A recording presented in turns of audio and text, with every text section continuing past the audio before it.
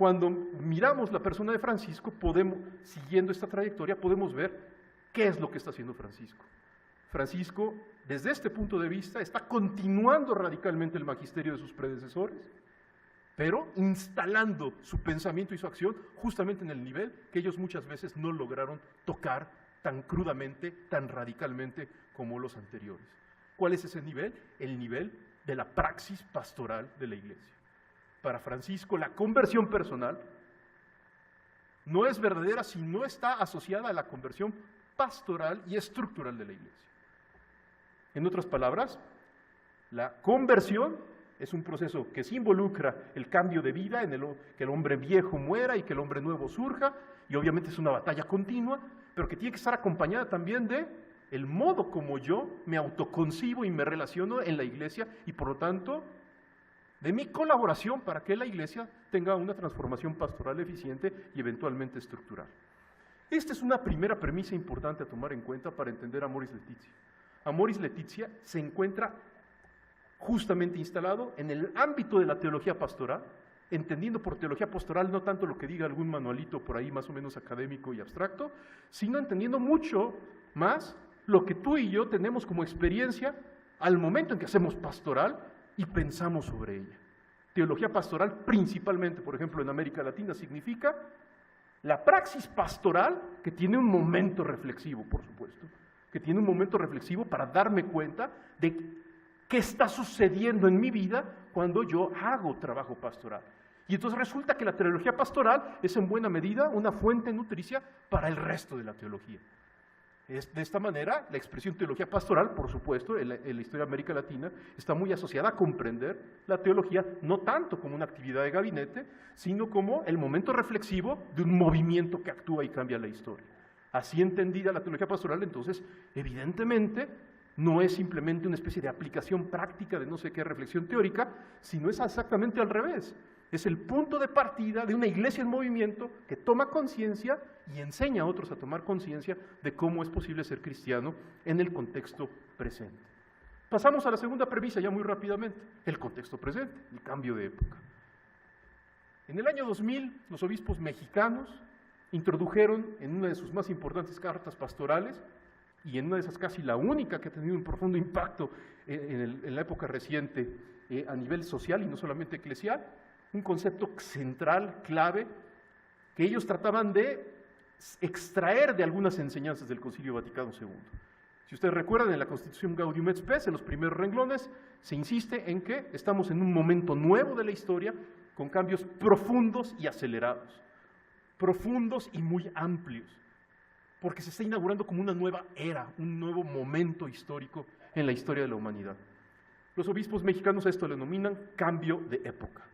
Hay un paradigma que se está derrumbando y hay nuevos paradigmas, en plural, que buscan emerger y que todavía no terminan de cuajar. Y allí estamos situados hacia el año 2000. Este concepto luego saltó hacia el plan pastoral del CELAM en el año 2003, en donde se hablaba de megatendencias, etcétera, y apareció por primera vez en el magisterio episcopal latinoamericano la noción de cambio de época. Luego, en el año 2004, se publicó el libro rojo del CELAM, como a algunos nos gusta llamar, que se llama Globalización y Nueva Evangelización, una perspectiva desde el CELAM, en donde el tema es globalización, pero la cultura y la transformación antropológica cultural que está detrás del fenómeno de la globalización y que también es caracterizada con la expresión cambio de época. Luego esto saltaría a Aparecida, 2007, en donde el tema del cambio de época se identifica con claridad y se reconoce su naturaleza cultural, principalmente cultural, y de ahí a las estructuras económicas, políticas, sociales, etc. Y hoy lo encontramos ya en el Magisterio Pontificio, en Evangelii Gaudium, por ejemplo, a la hora de que el Papa nos dice que, por un lado, hay que profundizar, sí, en el depósito de la fe, pero al mismo tiempo profundizar en la comprensión de los signos de nuestro tiempo para renovar la praxis evangelizadora de la Iglesia. Siempre ambas cosas, profundización en el depósito para serle fiel y profundización en el contexto, porque solamente aquello que es asumido es redimido. Y si no se comprende el contexto, no vamos a poder abrazar la realidad con sus singularidades y sus peculiaridades en el momento actual. Por eso la noción de cambio de época también es muy importante para entender Amoris Laetitia. Amoris Laetitia no es un discursito más o menos eclesiástico y más o menos conmovedor para poner frases en el Facebook o hacer pósters color pastel, sino principalmente para entender que la Iglesia está haciendo el esfuerzo, Francisco está haciendo el esfuerzo de educarnos a todos como Iglesia para responder a las familias en el contexto del cambio de época.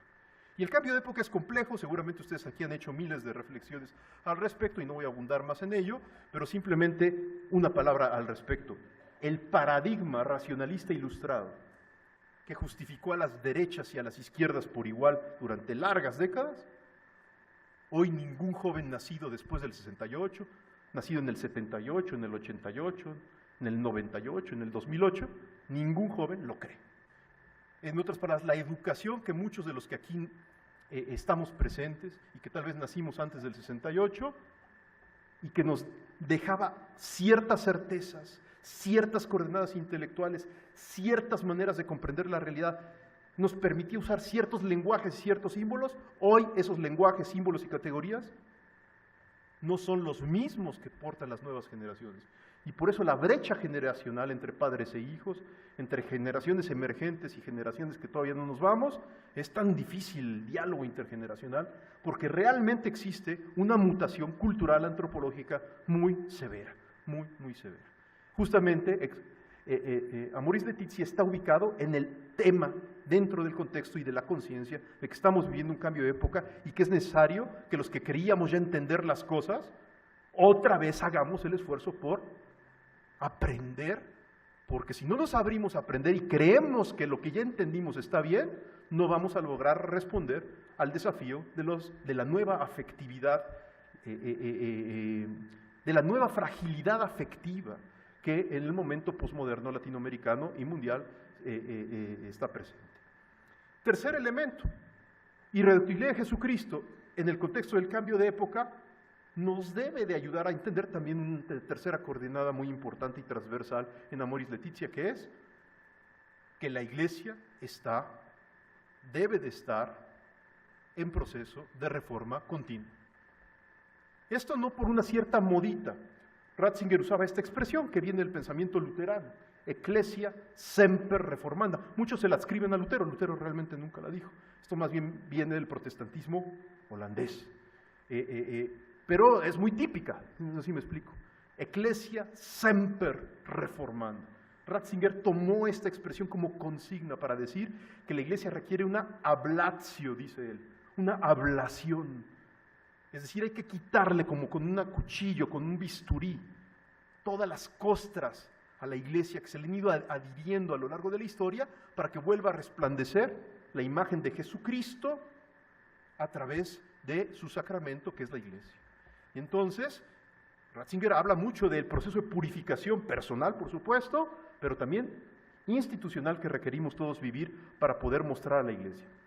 Justamente, Amoris Laetitia es parte del esfuerzo que ahora hace Francisco por ayudarle a la Iglesia también a reformarse, en clave pastoral, a la luz de la misericordia, para responder así al Concilio Vaticano II y no chuparse el dedo. Y ahora sí, pues empezamos a platicar, después de esta larga introducción, pero ya vamos a poder maniobrar más fácilmente dentro de Amoris Laetitia. Amoris Laetitia es una exhortación apostólica post-sinodal. ¿Esto qué implica? Que al menos de manera muy rápida y compendiada descubramos que la Iglesia Católica de rito latino perdió en un cierto momento de su historia la centralidad o la relevancia que tenían los sínodos. Los sínodos no son dicasterios, no son oficinas burocráticas del Vaticano. La Secretaría General del Sínodo no pretende ser una especie de otro órgano más ahí extraño que el Papa necesita para hacer congresitos o algo así, sino que el sínodo es una dimensión constitutiva de la Iglesia. Constitutiva. Es el modo de acompañamiento del colegio episcopal al ministerio de Pedro para que pueda ejercerlo de una manera plenamente eclesial. Paulo VI reinstaura la institución del sínodo y entonces comienza a haber ciertos momentos de vez en cuando en donde la Iglesia se reúne en sínodo para acompañar, sugerir, al ministerio de Pedro ideas, diagnósticos, sugerencias que le permitan ser más pertinente. Por ejemplo, el cardenal Oddi en el año 59 lo decía con las palabras que están aquí en la pantalla. Tenemos que hacer como un mini concilio, pero de manera permanente, que a lo mejor cada año se reúna, para que ya nunca más Pedro ejerza su ministerio al margen del colegio apostólico, ni el colegio apostólico intente hacer un magisterio paralelo al margen de Pedro, sino que este acompañamiento entre Pablo y Pedro, por decirlo de una manera simplificada, se dé de manera continua, y en ese diálogo y mutuo acompañamiento, entonces vuelva a aparecer la figura original de la iglesia primitiva en el momento contemporáneo. Cuando en el año 2014 el Papa convoca a un consistorio, que es otra cosa, es decir, una reunión de cardenales, les dice a los cardenales, ¿qué les parece si convocamos un nuevo sínodo? Y le pide a uno de ellos que haga un planteamiento de cuál podría ser el tema para un posible nuevo sínodo. No que le pide que resuelva nada, sino simplemente que sugiera algunas ideas que muestren la importancia temática de un tema particular. Y el tema particular es el tema del matrimonio y la familia. Y le pide al cardenal Walter Kasper, el Papa Francisco, que presente pues, una aproximación que entusiasme a los cardenales para mirar la pertinencia de temática. Y entonces Kasper toma la palabra y dice algo muy, muy importante. Que evidentemente si se va a hacer nuevamente un sínodo, como ya ha habido otros, dedicado al tema de la familia, no es para hacer, dice Walter Kasper, no es para hacer ningún tipo de innovación doctrinal, sino será para profundizar en el depósito de la fe, porque no estamos llamados a inventar sus contenidos, dirá Walter Kasper, sino a reconocer cada vez con mayor docilidad su riqueza. Y claro, por supuesto, entendiendo que el caso de la familia no solamente es el caso de un bonito tema doctrinal, sino es el caso de una realidad empírica que hoy se encuentra en profunda mutación a nivel global. Y entonces, Walter Kasper, curiosamente, introduce el tema diciendo dos cosas. No se va a cuestionar la indisolubilidad del matrimonio en un posible sínodo de la familia, sino que partiendo de esa base tendremos que ver cómo afrontar los desafíos y problemas de las familias contemporáneas, y dos, sí habrá que ser muy sensibles a la situación real de fragilidad en la que viven muchos matrimonios y familias, porque no estamos llamados a responder a las familias en abstracto, sino a las familias reales, empíricas, concretas. A mí me llama mucho la atención que leyendo la lección de Walter Kasper, sin embargo, muy rápidamente fue contestada. La primera contestación fue positiva, fue del propio Papa Francisco. Una noche después de la intervención de Walter Kasper, con todos los cardenales ahí presentes, el Papa Francisco dirige las siguientes palabras, dirigiéndose a Walter Kasper. Le dice, quisiera agradecerle porque encontré profunda teología y también un pensamiento sereno en la teología. Es agradable leer teología serena. Y encontré lo que San Ignacio nos decía, ese sensus ecclesiae, el amor a la Madre Iglesia allí. Me hizo bien y se me ocurrió una idea, pero disculpe, eminencia, si lo avergüenzo, pero la idea es, esto que usted ha hecho se llama ser teología de rodillas. Fin de la cita. Que yo recuerde, no ha habido una alabanza y un reconocimiento, un teólogo vivo, hecho por un pontífice de la Iglesia Católica, jamás de este tipo. No sé si me explico. A las cuantas semanas aparece este mismo discursito, ya como librito publicado en todos los idiomas, por Walter Kasper bajo el título El Evangelio de la Familia. Y sin embargo, más pronto que tarde, también aparece otro libro con el mismo título, El Evangelio de la Familia, ahí ustedes lo ven en pantalla, pero no escrito por Walter Kasper, sino por dos profesores del Instituto Pontificio Juan Pablo II de Roma. Bueno, uno vive en Valencia, pero da clase en Valencia y en Roma, y el otro trabaja en Roma. Se llama El Evangelio de la Familia, y el subtítulo es o la propuesta del cardenal Kasper.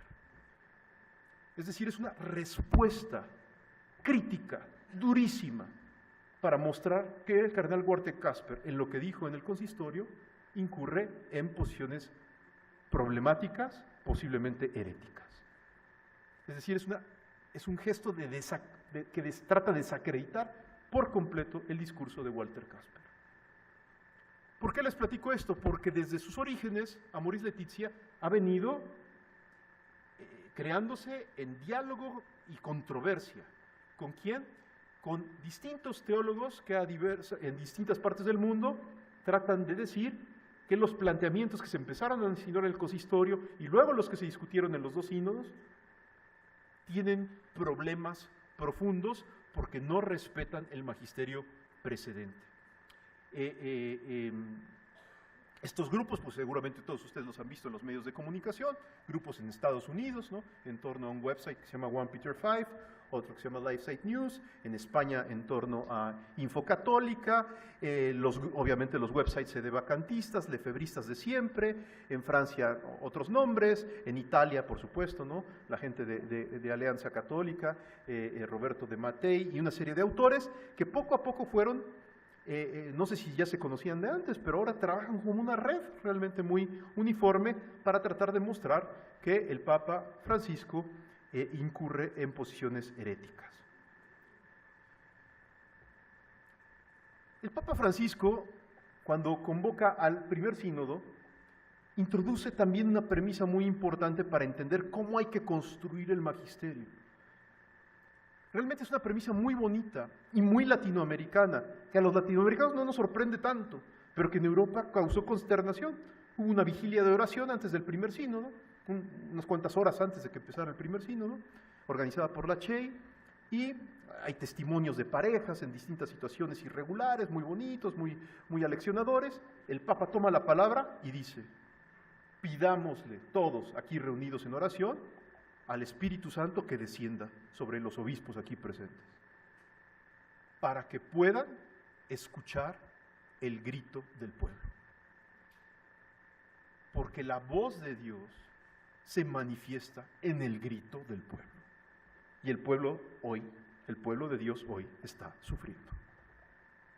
Este tipo de afirmaciones son muy potentes y muestran de una manera muy importante que para Francisco la Iglesia, antes que ser una abstracción de manual, es una realidad histórica, que es el pueblo de Dios, que en buena medida se identifica con el pueblo tal cual, en donde realmente el Espíritu Santo actúa. Y esto no pretende ser un sociologismo facilón o democratoide, no. Esto significa realmente creer que la Iglesia es sacramento universal de salvación. Significa creer que en la carne concreta de los que habitamos en la Iglesia hay un misterio más grande que nuestras fuerzas. Y por lo tanto que nuestro estar juntos es el factor fundamental para anunciar que no estamos solos, sino que Dios acompaña el camino del hombre en la historia. En otras palabras, esto es la teología del pueblo de Francisco, que viene de Tello y viene en parte también de Lucio Gera y de otros autores que en Argentina trataron de crear una modalidad de teología de la liberación no marxista, pero que tuviera muy claramente la conciencia de que el pueblo de Dios, su cultura, su tradición, su manera de ser cristiano es un lugar teológico a partir del cual es necesario discernir qué es lo que pide Dios para el futuro. Y con esta perspectiva empiezan los debates del sínodo, surgen distintos documentos, no voy a detallar aquí la cuestión de cómo se elaboraron los documentos.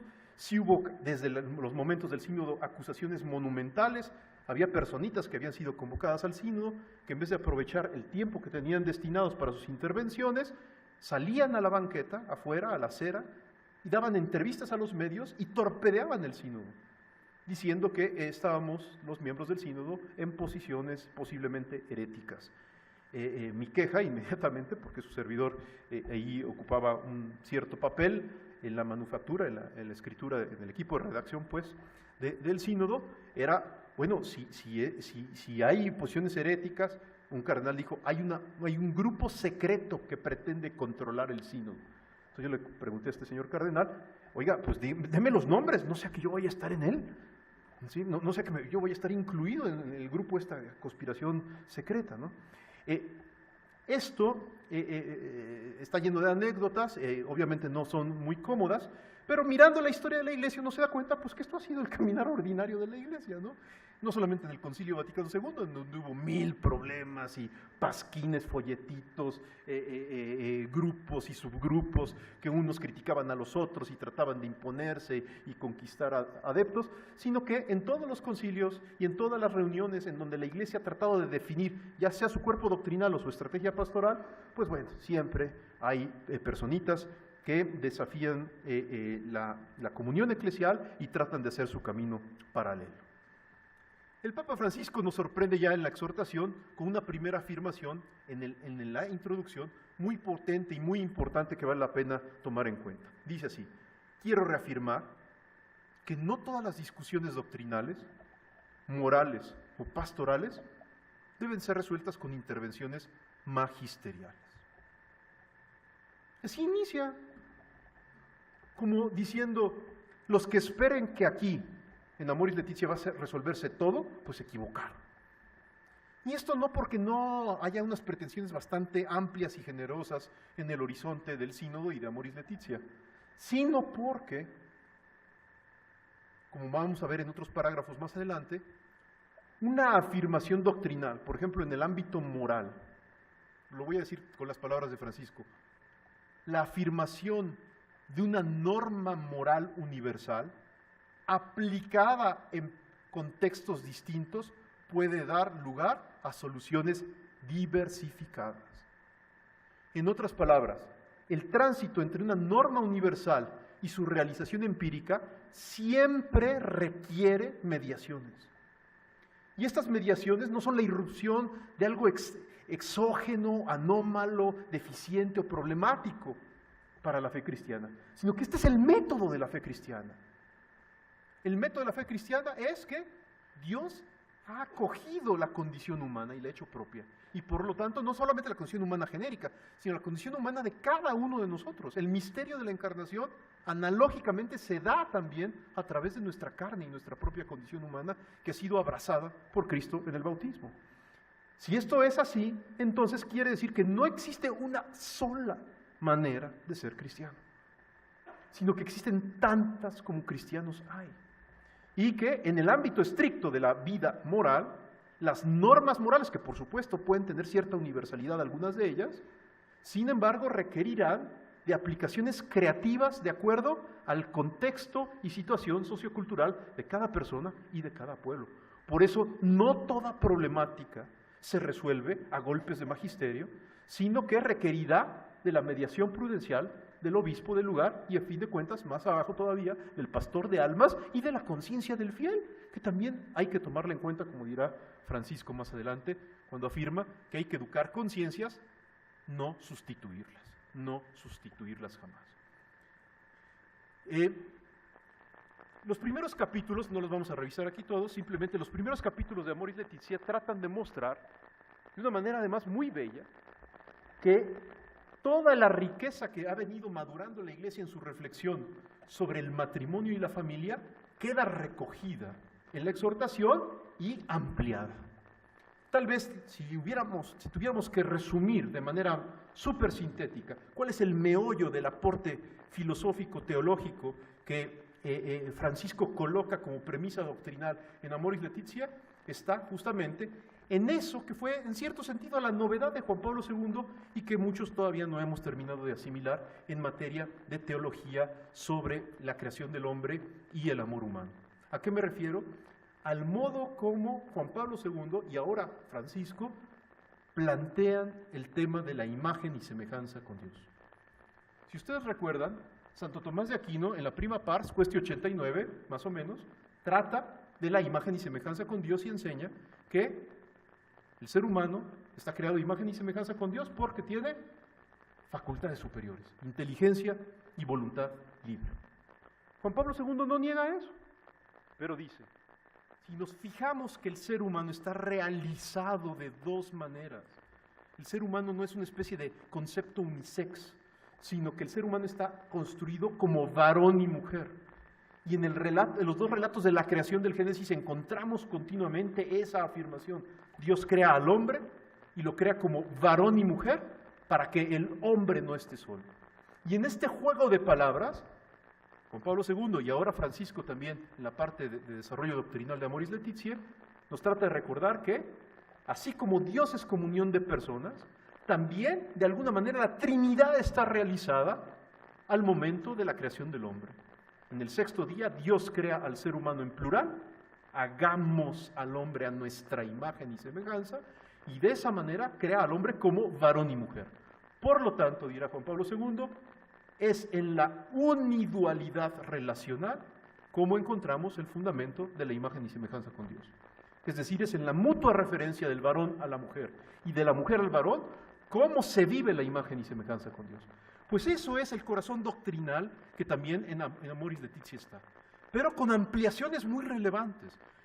Ahí tiene varias, simplemente les invito a leer el apartado que se denomina erotismo de Amoris Laetitia, en donde ustedes van a encontrar seguramente reminiscencias de la teología del cuerpo de Juan Pablo II, pero ampliadas de una manera muy bella, para una vez más tratar de ayudarnos a todos como iglesia a entender que el cuerpo humano no es una realidad negativa que haya que negar, controlar ascéticamente, etcétera, sino que yo soy cuerpo y que desde esa experiencia del cuerpo, no tanto como una posesión exterior, sino como una dimensión de mi ser, que más que poseer es lo que soy propiamente hablando, puedo descubrir, mirando mi cuerpo, una dimensión nupcial del mismo que apunta justamente a una referencia constitutiva a una mujer con la cual puedo compartir el destino de mi vida.